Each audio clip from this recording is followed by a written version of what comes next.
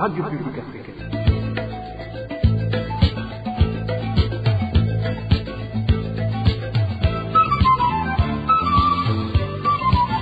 Radio Publique Africaine.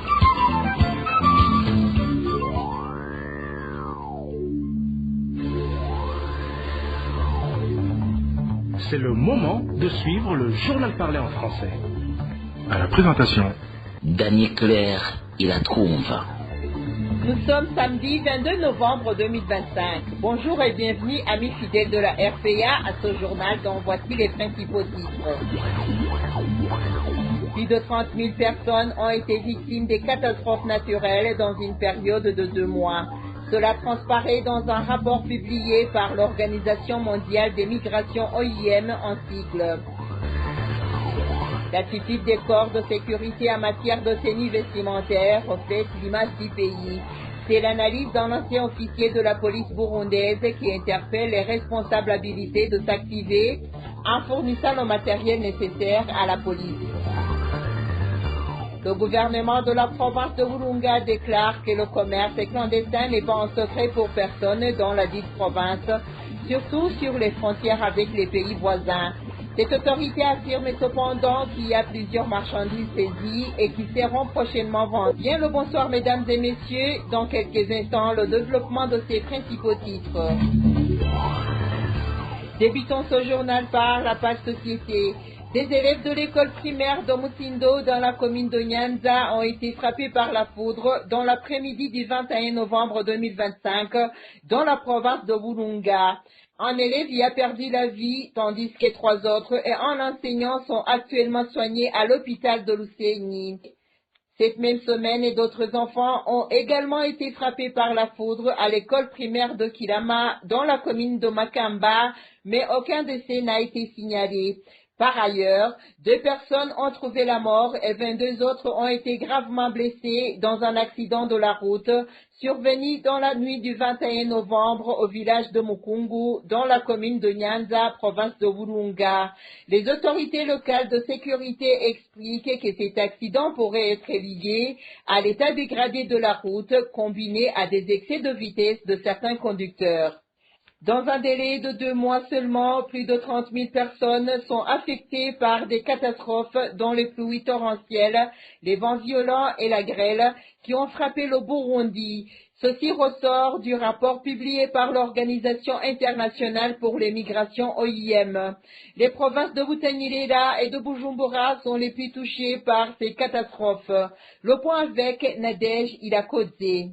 Ce rapport récemment publié par l'Organisation internationale pour les migrations OIM indique que depuis le 14 septembre jusqu'au 8 novembre de cette année, 34 144 personnes ont été affectées par les catastrophes, à savoir les pluies torrentielles, les vents violents et la grêle. Parmi ces victimes de catastrophes, 7 305 ont été déplacées. D'après ce rapport, la commune Cibitoke en province de Bujumbura est la plus touchée par ces catastrophes, où l'OIM a recensé 2 personnes blessées, 4 147 personnes qui n'ont plus d'abri, 280 maisons totalement détruites, 219 maisons partiellement détruites et 687 maisons décoiffées. D'autres communes de la province de Bujumbura qui ont été frappées par ces phénomènes sont précisément Mugere, Mugina, Mhanda, Nahangwa, Ubanza et Bukinanyana. Ce rapport de l'OIM ajoute que même la commune Ngozi de la province de Butanyerera, 23 633 personnes ont été affectées par les vents violents et la grêle et par conséquent 146 déplacés. En plus de cela, il y a eu des dégâts matériels dans ces 2 provinces tels que la destruction de certaines salles de classe,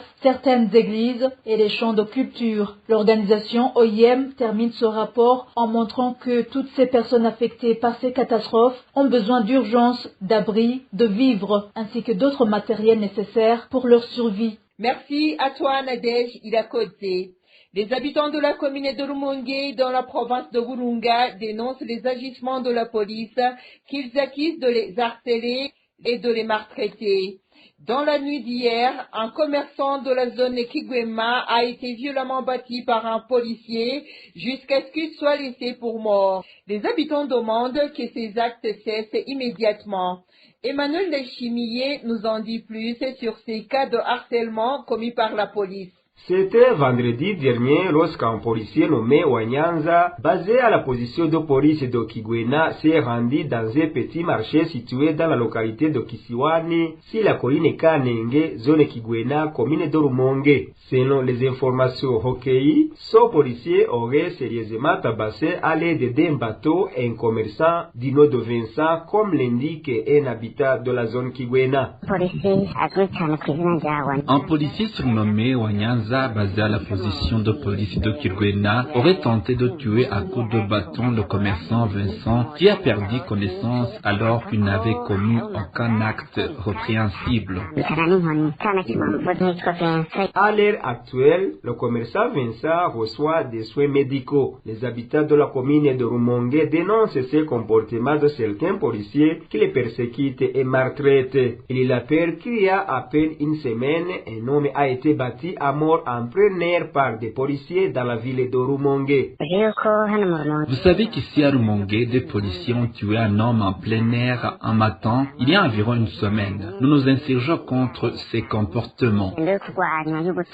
Ces habitants soulignent que ce n'est pas la première fois que le policier Wanyanza persécute et maltraite la population. Ils demandent que ces actes cessent immédiatement. La rédaction n'a pas pu joindre les responsables de la police de Rumonge pour obtenir des éclaircissements.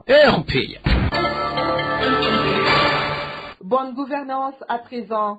La Direction générale de la police et le ministère ayant la sécurité dans ses attributions sont appelés à se ressaisir pour fournir le kit nécessaire de la police, en l'occurrence l'uniforme et les bottes, car la tenue des agents de sécurité reflète l'image du pays.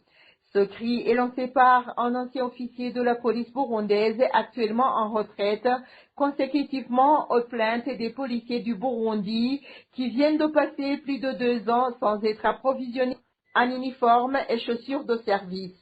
Suivez cet ancien officier de la police nationale du Burundi qui commence à expliquer comment se faisait la distribution de ce matériel dans le temps. En principe, tout policier, à son admission dans le corps, reçoit des tenues qui sont renouvelées après une période bien précise par le règlement. Avant, c'était 6 mois, c'était devenu une année. Avec le désordre qui règne dans l'administration, on n'en savait pas plus. Il a noté que le policier était tenu à bien entretenir la tenue policière. Il y avait une rigueur qui était encadrée par des inspections au quotidien. Actuellement, c'est vraiment déplorable. Déplorable parce que voir un policier qui porte des tenues déchirées, délavées, dont on ne peut plus même voir la couleur originale, c'est vraiment déplorable parce que la police, c'est le miroir du pays. C'est donc quelque chose de très difficile à gérer, du moins par les policiers qui sont victimes de cette situation. C'est donc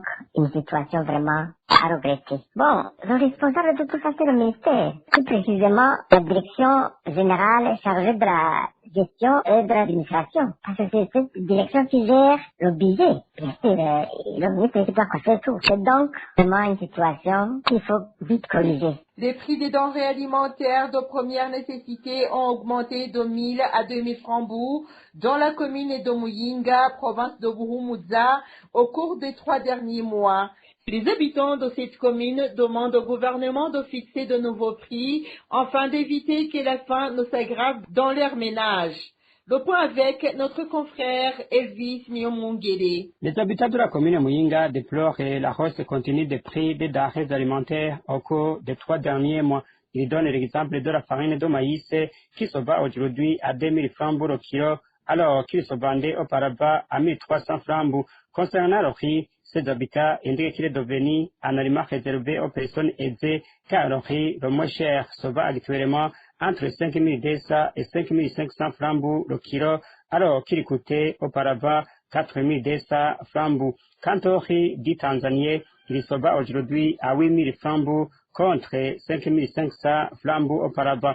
Les habitants de Muyinga signalent également que même le prix du sel a augmenté. Le kilo qui se vendait à 2000 francs coûte aujourd'hui 3000 francs. À part ces denrées revues à la hausse, certaines ont toutefois connu une baisse, comme la farine de manioc qui est passée de 1500 francs à 1000 francs le kilo, ainsi que les haricots qui se vendaient à 3200 francs mais qui se vendent actuellement entre 2500 et 2700 francs le kilo. Le prix du charbon de bois a également augmenté, passant de 40 000 francs le sac à 50 000 voire 55 000 francs.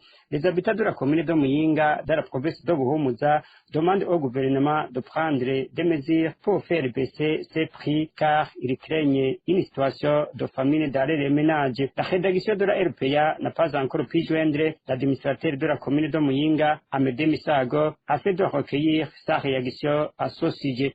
Merci à toi, Elvis Nyomungere. RPA. Parlons à présent économie. Certains employés de l'usine sucrière Sosumo affirment qu'ils rencontrent des difficultés lors de la récolte à cause des pluies abondantes qui provoquent des glissements de terrain, rendant le travail des machines très difficile. Cette situation risque ainsi de compromettre la production que l'usine risquait d'obtenir. David Claude Madanayo nous en dit plus. Alors que la Sosumo s'était fixée pour objectif de produire 25 000 tonnes de sucre en 2025, l'usine n'en a pour l'instant réalisé qu'environ 15 000 tonnes selon des sources internes. Un déficit important, d'autant que l'année touche bientôt à sa fin. D'après ces mêmes sources, la principale cause de cette contre-performance est la forte pluviométrie qui s'est abattue sur les plantations de canne à sucre. Les précipitations ont rendu les champs difficilement accessibles, compliquant l'intervention des machines de récolte. En général, à cette période de l'année, la saison des pluies s'allonge par rapport à d'autres régions. Lorsque nous n'avons pas pu commander de nouveaux tracteurs, nous faisons appel à d'autres machines d'appoint. Mais celles-ci ne fonctionnent pas toujours comme il le faudrait. Elles tombent vite en panne car la pluie est encore intense à ce moment-là. C'est la principale raison qui nous oblige parfois à interrompre la campagne. Les employés évoquent également une pénurie d'engrais indispensable au bon développement des cannes, ce qui a contribué à réduire les rendements. Il arrive aussi qu'il y ait une pénurie d'engrais nécessaires pour fertiliser les champs de canne à sucre, ce qui entraîne une baisse du rendement. Et même lorsque la canne pousse correctement, d'autres difficultés peuvent surgir. Par exemple, certains travaux ne sont pas réalisés comme il le faut dans les canaux d'évacuation qui devraient être nettoyés pour éviter que l'eau ne stagne. Si ce travail n'est pas fait, la canne reste longtemps dans l'eau, ce qui affecte également la production. Ils appellent enfin à une meilleure préparation logistique, demandant que tout le matériel nécessaire à la récolte soit disponible à temps. Cette année, rappelle-t-il, la campagne avait accusé un retard d'environ 1 mois et demi. David Claude Mananayo. Comme je vous le disais en titre, le commerce frauduleux qui s'opère sur les frontières de la province de Virunga et celle de la Tanzanie et la République démocratique du Congo devrait être définitivement banni. Cela a été déclaré par le gouverneur de la province de Virunga, Parfait Bonini-Buka, qui explique que les marchandises saisies seront vendues aux enchères et l'argent qui en sera issu placé sur les comptes du trésor public. Suivez plutôt le gouverneur de la province de Virunga, Parfait Bonini-Buka. Nous détenons l'élément sonore grâce à la radio Indundi Culture. La province de Virunga, c'est une province qui a une configuration géographique avec une très longue frontière avec les pays voisins. Et donc ce phénomène de fraude existe comme dans les autres provinces qui partagent des frontières avec les pays voisins. Mais le phénomène est quand même maîtrisé. La preuve en est qu'on a déjà beaucoup de saisies qui sont en attente pour une vente aux enchères. Et ceci est bien sûr le fruit de la conjugaison des efforts entre plusieurs acteurs, la police, le service de renseignement, l'administration à la base. Et nous pensons que petit à petit, ce phénomène va être maîtrisé, bien sûr en conjuguant aussi les efforts de sanctions, mais aussi pour que nous puissions exploiter l'axe de sensibilisation, surtout de la population à la base, que les gens qui se livrent à ce genre de pratiques, ce sont des personnes qui y ont perdu l'amour de la patrie. Nous insistons à faire des sensibilisations de la population à la base pour que la population puisse participer à épauler la police, l'administration pour dénoncer le phénomène de la fraude. Nous allons petit à petit en arriver au bout. Et voilà, chers auditeurs, c'est par ici que nous clôturons le journal en français de ce samedi 22 novembre 2025. Merci pour votre aimable écoute. Merci également aux équipes rédactionnelles et techniques pour leur franche et parfaite collaboration. À la présentation de ce journal, vous étiez avec Dany Claire, Ila Twumva. Bon week-end à toutes et à tous. Au revoir.